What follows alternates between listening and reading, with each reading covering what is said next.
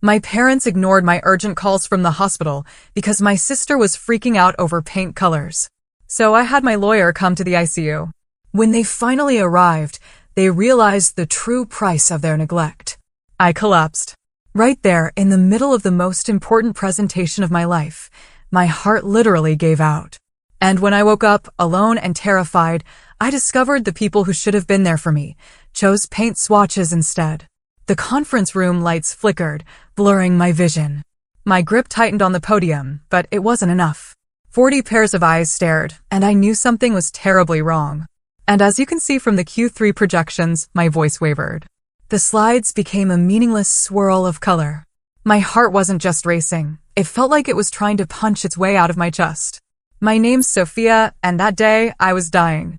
"Miss Wells, are you all right?" someone asked from the back. I opened my mouth, but nothing came out. The room spun. The ceiling panels started rotating above me as I crumpled to the floor. Voices erupted. "Call 911. Is she breathing? Clear the room." My assistant, Sarah, appeared above me, her mascara already running. "Sophia, stay with us. The ambulance is coming." I tried to reach for my phone, my arms heavy as lead. Call my parents," I managed to whisper before everything went dark. The next thing I remember was the cold. So much cold. Doctors spoke in urgent, hushed tones, words like cardiac arrhythmia and immediate surgery filtering through the fog. "Please," I begged the nurse, prepping my phone. "I need to call my family." She hesitated, then handed it over. With trembling fingers, I dialed my mother's number, straight to voicemail. My father? Same thing. My texts grew more desperate. "Mom, I'm in the hospital." "Dad, please answer. They're taking me to surgery." "I'm scared." The nurse gave me a sympathetic look as she gently took my phone away. "We need to go now, honey. I'm sure they'll be here when you wake up." They weren't. I woke up in the ICU hours later, groggy and utterly alone. The rhythmic beeping of monitors was the only soundtrack to my isolation. Sarah had left a note, promising to be back, but hospital policy only allowed immediate family after hours. Immediate family. What a joke. Around 3 a.m., a night nurse came to check my vitals. She had kind eyes, a gentle touch as she adjusted my four. "Your mother left a voicemail earlier," she said, reaching for my phone. "Would you like to hear it?" I nodded, a flicker of hope so faint in my chest. Then her voice. "Hi, sweetie. We got your messages, but we can't come right now. Hazel is having an absolute crisis over the color they painted her new apartment. She's inconsolable. You know how she gets. We'll try to stop by tomorrow if she's feeling better. Love you." The nurse's face said it all. I turned away, hot tears streaming down my cheeks. "Would you like me to call someone else for you?" she asked softly. A memory flashed through my mind. Last Christmas, I'd written a check for $50,000 to cover Hazel's credit card debt. My mom had barely looked up from helping Hazel arrange her new designer handbag collection. "Thanks, Sophie. You're such a good sister. Good sister. Good daughter. Good ATM." I wiped my eyes and looked at the nurse. "Actually, yes. Could you hand me my phone? I need to call my lawyer." She passed it to me, concern etched on her face. My hands were steady now as I scrolled through my contacts and pressed call. "Derek, it's Sophia. I know it's late, but I need you. Bring the papers. All of them." "Yes, I'm sure. I'm in the ICU at Mount Sinai." I paused, listening to his response. "No, my family isn't here. That's exactly why I'm calling." After hanging up, I stared at the ceiling, my heart monitor beeping in rhythm with my new resolve.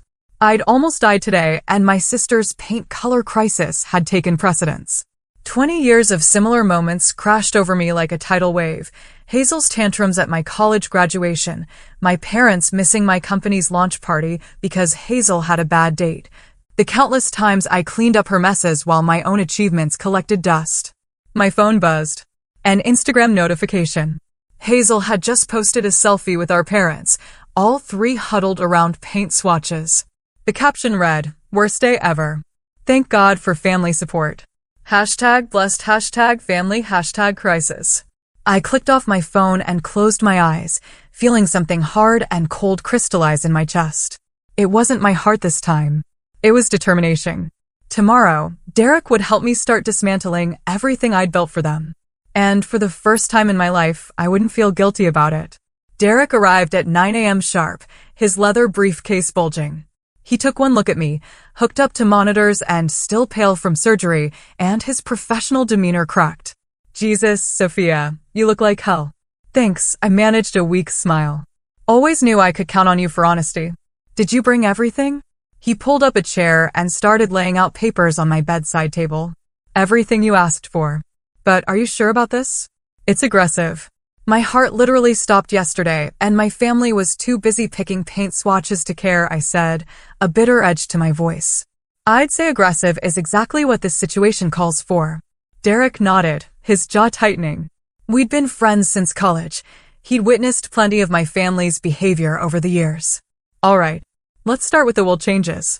For the next hour, we methodically worked through the documents. My signature grew steadier with each page, like my hand knew this was right, even if my heart still ached.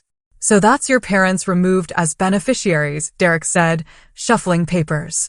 Next is revoking their access to your accounts, the ones you've been using to support Hazel's lifestyle. A memory surfaced. Last summer, standing in my parents' kitchen, holding Hazel's latest credit card statement. It's only $70,000 this time, Mom had said, not looking up from her magazine. You know how hard things have been for her since that breakup. Do it, I told Derek. All of it. He pulled out another stack of papers. And the vacation house? List it today, if possible. Your parents spend every summer there. Not anymore. My phone buzzed. A text from Mom. Hazel picked the perfect shade of sage. Crisis averted. How are you feeling, sweetie? I showed it to Derek, who let out a low whistle. That's something else. Watch this, I said, opening the family group chat. My fingers flew across the keyboard. Still in ICU after emergency heart surgery. Thanks for asking. Glad Hazel's walls are sage instead of seafoam. Definitely worth missing your daughter's near-death experience for. Derek raised an eyebrow. Poking the bear? More like waking it up, I said, a cold satisfaction in my voice. They've been hibernating in their bubble of denial for too long. My phone immediately erupted with notifications. Mom, don't be dramatic, Sophie. The doctor said you're stable. Dad, we'll visit soon, princess. Hazel, OMG, why are you trying to make my apartment crisis about you? I turned my phone face down. Keep going with the papers, Derek. By noon, we had drafted everything needed to legally separate my finances from my family's parasitic attachment. Derek was packing up when my friend Camila burst in, carrying real coffee and looking murderous. I just saw Hazel's Instagram story, she announced, handing me the coffee. She's doing a full home renovation reveal, tagged with #blessed, #new beginnings, #family support. Not a single mention that her sister almost died yesterday. Of course not, I said, taking a sip. That would require acknowledging someone else's existence. I've got the papers ready to file, Derek said, standing. But I'll hold them until tomorrow. Give you time to think it through. I shook my head. File them now. I've had 38 years to think it through. After they left, I scrolled through my phone. Hazel had posted again, a boomerang of her twirling in her newly painted living room. Mom and Dad were in the background, applauding. The caption read, "Sometimes it takes a village." So grateful for parents who drop everything to help in a crisis. #blessed, #paint day, #family first. My fingers hovered over the comment button. Instead, I opened my email and composed a message to my entire contact list. Dear friends and colleagues, I'm currently in the ICU at Mount Sinai following emergency heart surgery. While I'm stable now, it was a close call. I'm sharing this not for sympathy, but for transparency about why I'll be out of office for a while. I'm also sharing because yesterday I learned something valuable about family. Sometimes the ones who should be there aren't. And sometimes, that's the wake-up call you need. Best, Sophia, I hit send, then turned off my phone. Let them deal with the fallout of their choices being made public. I was done covering for them. A nurse came in to check my vitals. Glancing at the papers Derek had left behind, she asked, "Big decisions today?" "Life-changing ones." "Your heart rate's much stronger," she noted, checking the monitor. I looked out the window at the Manhattan skyline, feeling lighter than I had in years. "Yeah," I said. I think it finally remembered how to beat for itself instead of everyone else. She patted my hand and left. In the quiet of my hospital room, I could have sworn I heard the sound of bridges burning. And it sounded like freedom. 3 days after my surgery, my parents finally graced me with their presence. Mom swept in, wearing her signature Hermes scarf, carrying a bouquet that probably cost more than my hospital bill. Dad trailed behind, looking uncomfortable in the sterile environment. "Oh, darling," Mom exclaimed, as if we were meeting for lunch rather than visiting her daughter post-cardiac event. "These fluorescent lights are absolutely brutal on your complexion." "Nearly dying tends to do that," I replied flatly. Dad cleared his throat. "Now, princess, no need for that tone. We're here now." 3 days later, I pointed out. Mom arranged the flowers, filling the silence with chatter. Hazel wanted to come, but she's still dealing with the contractor. Such a nightmare. They completely botched the crown molding. She's been crying all morning. I pressed the morphine button on my not for pain, but for patience. "Where is Hazel anyway?" Dad asked, looking around as if she might materialize from behind the curtain. "Probably posting about her crown molding crisis on Instagram," I said. "Did you know her story about paint swatches got more attention than my emergency surgery announcement?" Mom's hands stilled on the flowers. "Sophia, please. You know how sensitive she is. She's been absolutely beside herself about your situation." "My situation?" I repeated. "You mean my heart stopping?" A knock at the door saved them from responding. Derek entered, impeccable in his suit, carrying a leather portfolio. My mother's face lit up. She'd always hoped we'd date. "Derek, how lovely to see you. Are you here to check on our girl?" "Actually," he said, walking to my bedside, "I'm here in my professional capacity." He handed me a folder. I opened it slowly, savoring the moment. "Mom, Dad, you remember Derek's my lawyer, right?" The color drained from my mother's face. Dad's forced smile flickered. "These are copies of documents I filed yesterday," I continued, my voice steady. "I've removed you both from my will, revoked your access to all my accounts, and listed the vacation house in Florida for sale." The house," Dad stammered. "But where will we go in the summer?" "Not my concern." Mom's perfectly manicured hand flew to her throat. "Sophia, you can't be serious. We're family." "Family?" I laughed, and the heart monitor betrayed my spike in anger. "Let me tell you about family. Last month, I paid off Hazel's $70,000 credit card debt. The month before that, I covered her rent when she forgot to pay it for 3 months. Last year, I funded her failed jewelry business. Want to know what I got in return when my heart stopped and I needed you most? You chose paint swatches over your dying daughter. That's not fair." Dad protested weakly. "No," I said, leaning forward. "What's not fair is that I've spent my entire adult life being your backup plan, your safety net, your human ATM. Well, guess what? The Bank of Sophia is officially closed." Derek handed them each a stack of papers. "These detail the changes. I'd suggest reading them carefully." Mom's hands shook as she flipped through the documents. This is ridiculous. You won't go through with this. Family sticks together, Sophia. You know that." I looked her directly in the eyes. "If that's true, how come I almost died alone?" The silence that followed was deafening. "The house is already listed," Derek added quietly. "We expect it to sell quickly in this market." Dad sank into a chair, papers crumpling in his grip. "Princess, please, let's talk about this rationally."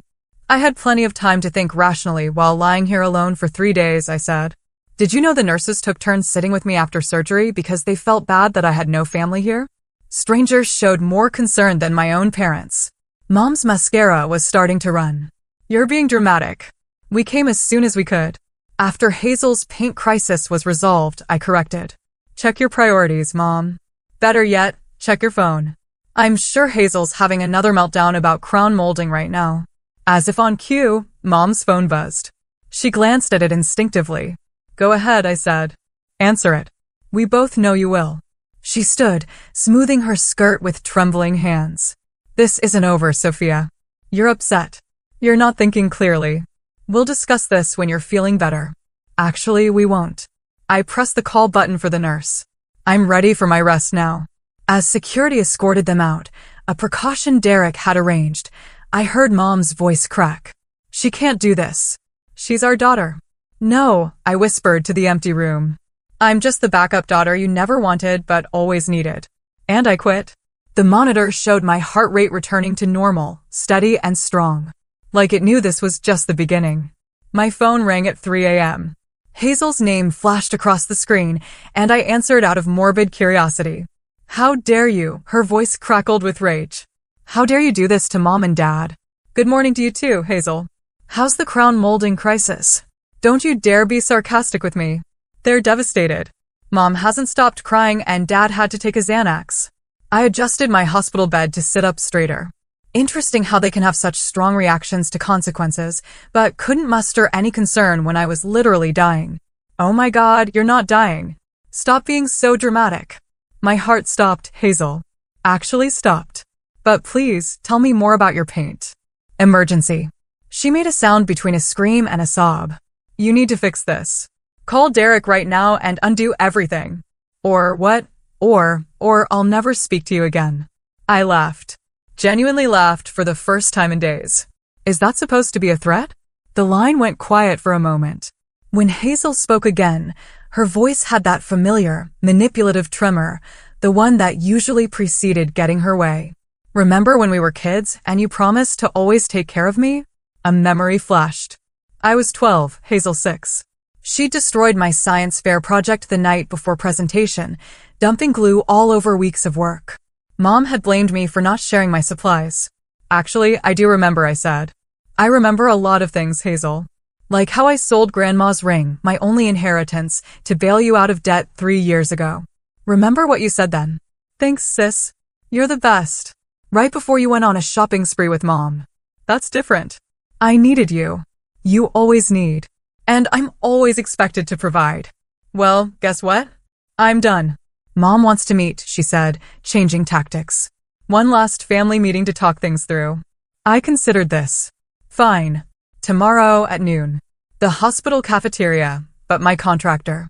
Noon. Take it or leave it. She agreed. But I wasn't done. And Hazel? I'm bringing Camila. Your annoying friend. Why?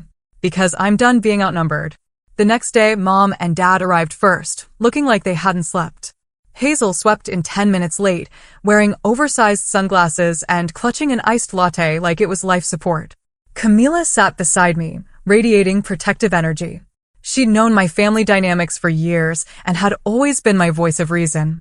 Sophia, Mom began, reaching across the table. Let's talk about this rationally. Rational. Camila interjected. Like ignoring your daughter's emergency surgery? This is a family matter. Hazel snapped. Funny, I said. I was family when you needed your credit cards paid off. Dad raised his hands placatingly. Princess, we understand you're hurt, but this revenge, it's beneath you. Revenge. I leaned forward. This isn't revenge, Dad. This is boundaries. This is me finally saying no. You're being selfish. Hazel slammed her latte down. Do you know what this is doing to me? My anxiety is through the roof. My followers can tell something's wrong. Camila snorted. Your sister almost died, and you're worried about your Instagram aesthetic? Stay out of this. Hazel whirled on Camila. This is your fault. You've always tried to turn her against us. No, I cut in. You did that all by yourselves. Mom started crying, her practice tears right on schedule. We can fix this, sweetie. Just call Derek. Stop. My voice was steel. The house is already in escrow. The accounts are closed. It's done. Hazel stood up so fast her chair toppled backward. You ungrateful. She grabbed her latte and threw it at Camila, who barely dodged the cup. The cafeteria went silent. Security approached quickly. And that, I said quietly, as if explaining something obvious, is exactly why this is happening. As security escorted Hazel out, her screams echoing down the hallway, I turned to my parents. We're done here. Sophia, please. Mom tried one last time. No. I'm going to be discharged tomorrow. When I leave this hospital, I'm leaving this dysfunction behind too. I stood up, Camila steady beside me. Oh, and one more thing. I've instructed my lawyer to file a restraining order against Hazel. Consider this her first and last warning. Walking back to my room, Camila squeezed my hand. You okay? I nodded, feeling lighter than I had in years. You know what's funny? My heart's actually beating better now that I've stopped letting them break it. Behind us, I could hear Hazel's distant screams mixing with Mom's sobs. The sound of consequences finally catching up to them all. The Florida house sold in 3 days, well above asking price. I signed the final papers for my new apartment, where I'd been recovering for the past week. Derek sat across from me, sliding over a cashier's check for $4,200,000. What are you going to do with it first? He asked. I'm hiring an estate sale company to clear it out, I said. Everything goes, including the piano. My hands stilled over the check. The baby grand piano. My childhood sanctuary. Mom had given it to Hazel on her 16th birthday, despite knowing I was the only one who played. Especially the piano. My phone buzzed. A news alert. Local woman removed from luxury boutique after altercation with staff. The thumbnail showed Hazel being escorted out by security, mascara running down her face. Your sister's making headlines, Derek noted, peering at my screen. She always wanted to be famous. I forwarded the article to Camila, who replied instantly, Karma's working overtime. The estate sale company arrived the next day. I watched via FaceTime as they cataloged everything, marking prices on pieces of my past. The woman in charge, Marie, held up a familiar jewelry box. What about this? Inside was a space where my grandmother's ring had once lived before I'd sold it to cover Hazel's gambling debts. Sell it, I said. Everything goes. Sophia. A voice screeched from off camera. Hazel had somehow gotten past security. You can't sell Mom's anniversary china. Marie turned the camera, showing Hazel trying to grab items off a table. Should I call the police? Immediately, I watched as Hazel was removed again, this time screaming about family heirlooms and betrayal. My phone lit up with texts from Mom. How could you sell our memories? Your father is heartbroken. That piano was for Hazel. We're still your family. I blocked their numbers. Later that afternoon, Derek called. His voice was tense. We have a situation. Hazel tried to file for temporary conservatorship over you. She what? She's claiming your cardiac event affected your mental capacity. Says your erratic behavior proves you're unfit to manage your affairs. I laughed, but there was no humor in it. Let me guess. She's volunteering to manage my money for me. Got it in one. Don't worry, it's ridiculous. No judge would uphold it. I interrupted, hard. Make it expensive. And Derek? Countersue for harassment. The estate sales started on Saturday. I watched the security cameras from my phone as strangers picked through my family's carefully curated image. The piano went first, to a music school. Perfect. My phone pinged with an email from an unfamiliar address. The subject line made my blood run cold. Your father's medical records. What is this? I asked Derek over speakerphone. Open it. Inside was a single line. Dad had a heart condition too. Mom never told you. Guess she loved one daughter enough to warn her. I felt my new, stronger heart skip a beat. Is this true? I had it verified, Derek said quietly. Your father has the same condition. Genetic. Hazel's been monitored for it since childhood. The room spun. They'd known. They'd known I could have inherited this. And they never told me. Protected Hazel, but not me. Never me. Derek. My voice was steady, despite the trembling in my hands. Remember when you said the conservatorship claim was ridiculous? Yes? Prove it. Release my medical records to the court. Show them I'm not only competent, I'm thriving post-surgery.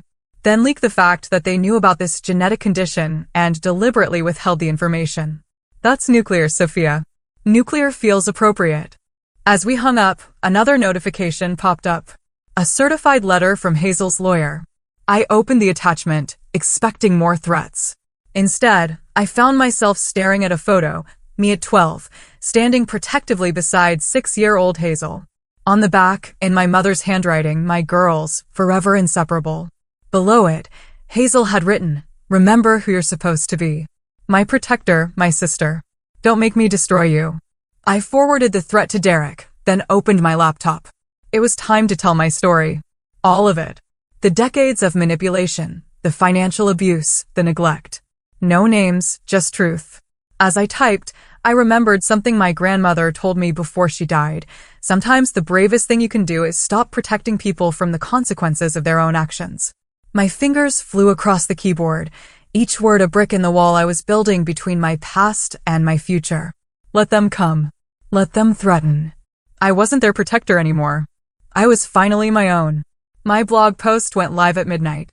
By 6 a.m., it had over 100,000 shares. A story of family toxicity and survival, read the headline. I hadn't named names, but anyone who knew us would recognize the truth. Camila called first. Have you seen Twitter? You're trending. I refreshed my feed. Thousands of comments, most from people sharing similar stories of family dysfunction. The phrase golden child syndrome was everywhere. Your mother's country club friends are having a field day, Camila continued. Apparently, she had to leave her tennis match early because everyone was whispering. My phone buzzed. Nicholas, Hazel's on again, off again boyfriend. Your sister's losing it, he said without preamble. She's been screaming for hours, throwing things. I can't handle this anymore. Not my problem. She says you're lying about everything, that you're just jealous of her. I laughed. Ask her about Dad's heart condition. Ask her why they never told me I could die from the same thing that almost killed me last month. Silence. They knew? Since we were kids? Hazel got tested? I didn't even know it ran in the family. Jesus Christ. He exhaled heavily. I'm done. Tell Derek I'll testify about her behavior if he needs me to. By noon, the story had made local news. Prominent families' dirty laundry aired, a tale of medical neglect and financial abuse. They didn't use our names, but they didn't need to. Dad's phone call came next. Princess, please. They're asking me to step down from the country club board. Tragic, I said. Almost as tragic as not telling your daughter she had a potentially fatal heart condition. We were trying to protect you from worry. No, you were trying to protect Hazel from responsibility, as usual. Your mother's devastated. Our friends are finally seeing who you really are. Derek called with updates. Hazel's conservatorship attempt was thrown out. The judge actually laughed. But there's more. She sent a cease and desist letter claiming your blog post caused her irreparable trauma. Perfect. Counter with the medical records. Already did. Her lawyer withdrew the letter in under an hour. I was reviewing transfer paperwork for my assets when my email pinged. A message from Nicholas. Thought you should see this. She doesn't know I recorded it. The attached video showed Hazel in her apartment, raging at our parents. Fix this. Make her stop. I can't take people looking at me like this. Do something. Mom's voice. Darling, we're trying. But try harder. I'm the one who matters. I'm your real daughter. The video cut off. I forwarded it to Derek with one word, leverage. My phone lit up with a text from an unknown number. A photo of my grandmother's ring, the one I'd sold to help Hazel. Missing something? The text read. Who is this? I typed back. Someone who bought it from the pawn shop. Want it back? Meet me. I blocked the number and called Derek. They're getting desperate. Good, he said. Because I just filed the harassment suit. And Sophia? The ring thing? That was amateur hour. I bought your grandmother's ring back months ago. It's in my safe. Tears pricked my eyes. You did? Of course. I knew you'd want it back someday. That evening, my blog post hit national news. My inbox flooded with interview requests. Dr. Phil's producers called twice. Then came Mom's voicemail. She was crying, screaming, apologizing, all in the same breath. Please, sweetie, we can fix this. Tell everyone you were confused. Say you made it up. We're your family. I played it for Camila over wine. Wow, she said. She actually sounds sincere. She's not, I replied. Listen carefully. She's not saying she's sorry for what they did. She's sorry they got caught. My phone buzzed again. A news alert. Local socialite has public meltdown at charity gala. The photo showed Hazel being escorted out again. Your sister's really committing to this spiral, Camila observed. She's never faced consequences before. She doesn't know how. I opened my laptop and began typing again. Not another blog post. This time, it was an email to my realtor. Subject line, looking for properties in California. Running away? Camila asked, reading over my shoulder. No, I replied, thinking of the grandmother's ring waiting in Derek's safe. Running towards something better. As if on cue, Mom's number flashed on my phone. For the first time in my life, I didn't feel the urge to answer. Some bridges aren't meant to be repaired. Some fires need to burn until there's nothing left but truth in the ashes. The family home looked smaller than I remembered. I stood in the driveway, keys in hand, staring at the colonial facade that had housed so many carefully curated lies. Want me to go in first? Camila asked from beside me. No, I need to do this. I'd come to collect the last of my belongings before the move to California. Derek had arranged for a police presence, just in case, but the cruiser parked discreetly down the street still felt surreal. The front door opened before I could use my key. Mom stood there, looking oddly diminished without her usual perfect makeup. You brought security? Her voice cracked. I brought witnesses, I corrected, nodding toward Camila and the police officer now walking up the drive. Dad appeared behind her. Princess, this is unnecessary. After Hazel's latest stunt, I'd say it's very necessary. They stepped aside, letting us enter. The house smelled of desperation and Chanel No. 5, Mom's stress cleaning signature. I'm here for my things, I said, heading toward the stairs. Just my childhood photos and some documents. Wait, Mom called out. There's something you need to know first. I turned, watching her twist her wedding ring, her tell for incoming manipulation. You should sit down for this. I'll stand. She exchanged looks with Dad, who nodded slightly. It's about your adoption. The word hung in the air like smoke. Camila grabbed my arm, steadying me. My what? You're not. Mom's voice wavered. You're technically your Aunt Sarah's daughter. When she died, we took you in. You were only 2. We never told you because we wanted you to feel like real family. The room tilted. Aunt Sarah? Mom's sister who died in a car accident? My mother? My actual mother? Dad stepped forward. We loved you like our own. Stop. My voice was ice. You loved me like your own? You let me believe I was your biological child while withholding life-saving medical information because it wasn't actually genetic for me? You prioritized your biological daughter while I paid her bills, cleaned her messes, and nearly died alone. We didn't want you to feel different. Mom protested. Different. I laughed, the sound harsh even to my own ears. You mean like how you treated me differently my entire life? Heavy footsteps on the stairs announced Hazel's arrival. Oh, good. She finally knows she's not really my sister. I'm not, I turned to her. Then I guess I'm not really responsible for you anymore. All those years of guilt, of obligation. They never belonged to me, did they? You ungrateful, Hazel started, but Mom cut her off. We gave you everything. Mom cried. A home, an education, opportunities. No, I interrupted. I earned those things. Every single one of them. While you were busy coddling your real daughter. I walked to the stairs, pushing past Hazel. In my old room, I found the box I'd come for. Photos, documents, memories. At the bottom, wrapped in tissue paper, was a small frame. Inside was the last photo taken of Aunt Sarah, my real mother, holding me as a baby. Downstairs, chaos erupted. Hazel was screaming about inheritance rights. Mom was sobbing about family loyalty. Dad was trying to talk over everyone about reasonable discussions. I descended the stairs with my box, the police officer moving closer. That's my baby photo album. Hazel shrieked, lunging for my box. The officer stepped between us.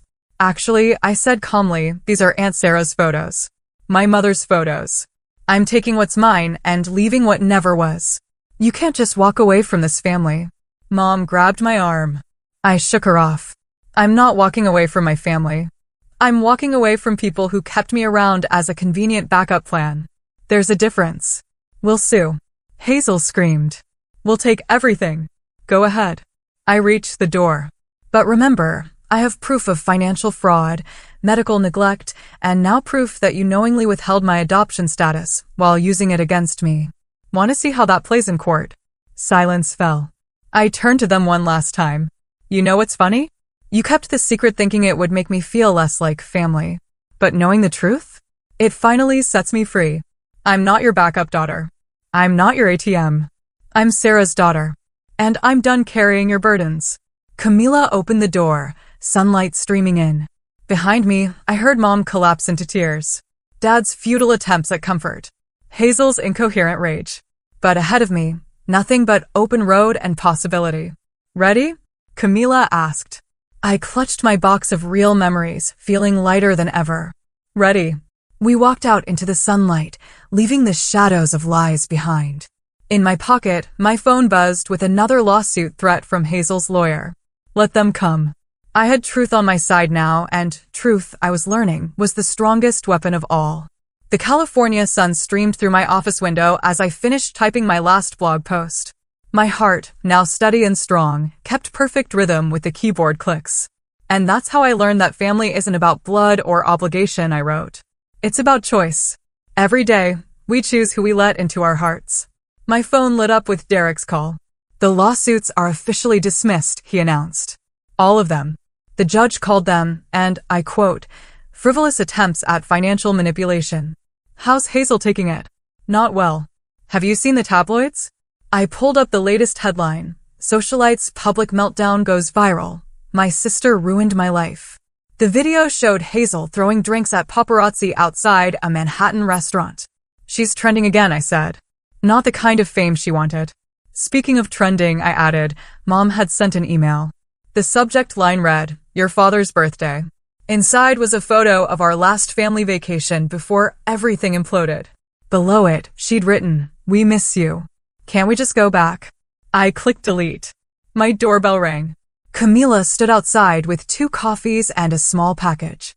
Special delivery from Derek, she announced, handing me the box. Inside, nestled in velvet, was my grandmother's ring. The one I'd sold for Hazel, the one Derek had rescued. But now it sat on a new chain, transformed into a necklace. Derek said you might want to wear it differently now, Camila explained. New meanings for new beginnings. I fastened it around my neck just as my laptop chimed. A donation confirmation. I just funded a year of cardiac screening for low-income families through my local hospital. The program was named after Sarah, my real mother. Your support group starts soon, Camila reminded me. Ready? I logged into the video call where dozens of faces appeared. All people who'd found their own strength through my story. We weren't just healing ourselves. We were building something new. Welcome, everyone, I began. Today, we're talking about setting boundaries without guilt. Halfway through the session, my phone buzzed. A text from Nicholas. Thought you should know, Hazel's trying to sell a story to the tabloids about your adoption. But don't worry, I sent them the video of her admitting to financial fraud instead. I smiled. Karma really was working overtime. Another email arrived, from Dad this time. The subject line made me pause. I'm sorry. For what it's worth, he'd written, I was wrong. We were all wrong. Not just about how he treated you, but about what family means. You're stronger than any of us ever were. For the first time, his words held no power over me. I didn't need his approval or his apology. I was no longer that girl desperate for her family's love. The support group session ended with our usual affirmation, we choose ourselves today. Camila pointed to my laptop screen. Look at your blog comments. A new message stood out. I left my toxic family today. Your story gave me courage. Thank you for showing me that walking away isn't giving up. It's growing up. I touched my grandmother's ring, now resting over my heart instead of weighing down my hand. Ready for dinner? I asked Camila. The new Thai place has outdoor seating. Always. Oh, and I invited someone from your cardiac support group. That writer who also survived family drama. She seemed cool. Outside, the sunset painted the sky in colors no paint swatch could capture. My phone buzzed one last time. Hazel posting another rant about family betrayal. I turned off notifications and smiled at Camila. You know what? I think I'm finally done carrying their stories. It's time to live my own. We walked toward the restaurant, my grandmother's ring catching the last rays of sunlight. Behind us, a stream of comments flowed on my blog post. You helped me find my voice. I'm choosing myself today. Thank you for showing us the way out. Revenge had brought me here, but it wasn't what kept me standing. That came from something stronger, the power of choosing myself, of building a life where love didn't require sacrifice. My heart beat steady and true. No longer racing to please others or breaking under the weight of unwanted obligations. This was freedom. This was peace. And it tasted sweeter than any revenge ever could.